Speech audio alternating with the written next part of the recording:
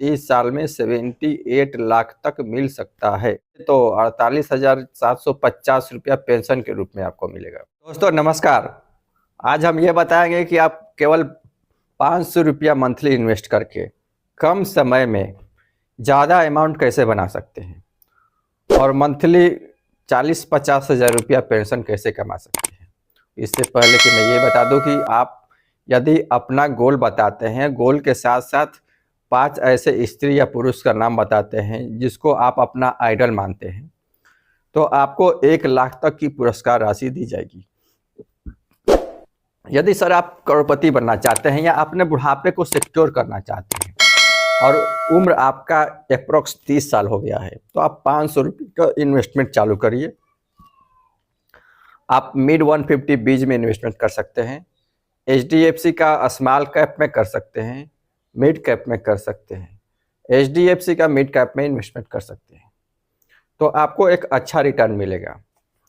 और आपको अच्छा रिटर्न के साथ साथ मंथली इनकम जनरेट होगा आपको बुढ़ापे में। तो फाइनेंशियल कैलकुलेटर खोलिए, उसमें मंथली में 500 डालिए, एक्सपेक्टेड रिटर्न में 20%, क्योंकि मिड कैप फंड जो 20% तक दे सकता है। इसका कोई गारंटी नहीं है सर, और फाइनेंस के हम एक्सपर्ट भी नहीं हैं और मार्केट के भी एक्सपर्ट नहीं है। तो यदि आप कोई इन्वेस्टमेंट करते हैं तो आप अपने पर्सनल एडवाइजर से ज़रूर सलाह लीजिएगा, क्योंकि लाभ हानि आखिरकार आपको ही होने वाली है। तो 20% एक्सपेक्टेड रिटर्न में डालिए और टर्म में 30 ईयर।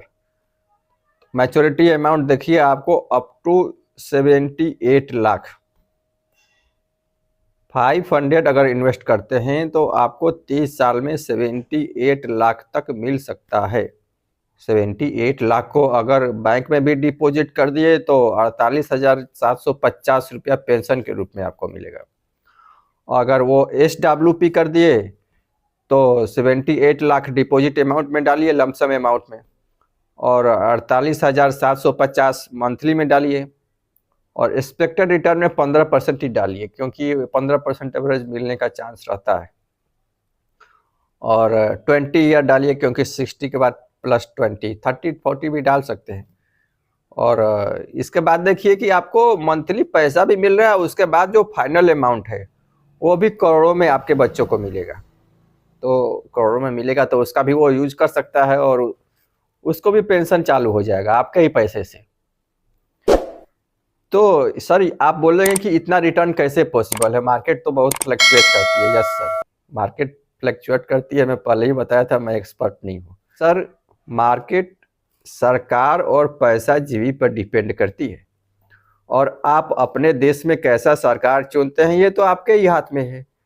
तो यदि आप अपना सरकार अपनी खुशी के लिए चुनते हैं, बच्चों की खुशी के लिए चुनते हैं, समाज के विकास के लिए चुनते हैं, देश के विकास के लिए चुनते हैं, तो आपकी सरकार देश का विकास करेगी तो आपके फंड का भी विकास होगा साथ साथ में। तो आप सरकार विकास के लिए चुनिए। दूसरी बात यह है कि जब पैसा जीवी हैं, पैसा जीवी हमेशा पैसे के लिए काम करते हैं। एग्जाम्पल के लिए कुछ पैसा जीवी केवल नुकसानदायक पदार्थों का एडवर्टाइजमेंट करते हैं जो हेल्थ के लिए नुकसानदायक है।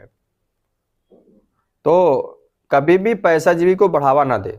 यदि कोई व्यक्ति ये बोलता है कि हमारा बेटा बहुत बड़ा आदमी बन गया, तो जरूर पूछिए कि क्या आपका बेटा पैसा जीवी बना है कि कर्मयोगी बना है। पैसा जीवी बना है तो उसके पोस्ट और पैसे का कोई महत्व नहीं, 0 बटा सन्नाटा है, क्योंकि आखिरकार वो तो समाज और देश के लिए नुकसानदायक ही साबित होने वाला है और फाइनली फैमिली को भी नुकसान पहुंचेगा। दूसरी बात है कि अगर कर्मयोगी है तो अच्छी बात है, वेलकम है। अगर यदि कोई पैसा जीवी करोड़पति बनना चाहता है और अरबपति बनना चाहता है तो कम इन्वेस्टमेंट में या 0 इन्वेस्टमेंट में भी करोड़पति अरबपति बन सकता है और बच्चे को एक अच्छा रकम दे सकता है। और इसके लिए आपको प्लेलिस्ट में जाइए और वीडियो पड़े हुए हों उसको आप ज़रूर देखिए, या यूट्यूब में और भी वीडियो हो आप उसको ज़रूर सर्च कीजिए। तो आपको जो भी बिजनेस आइडिया मिलता है, अच्छा मिलता है, आपके इंटरेस्ट के हिसाब से मिलता है, आप उसको ज़रूर करिए और कम पैसे में करोड़पति बनाइए, बच्चे को भी बनाइए। आप भी खुशहाल रहिए, बच्चे को भी खुशी खुशी जीने दीजिए। तो हमारी यही इच्छा है कि आपका बुढ़ापा खुशहाली से निकले, आपके बच्चे का भी बुढ़ापा खुशहाली से निकले। और वीडियो कैसा लगा आप कमेंट करके ज़रूर बताइएगा। Thank you.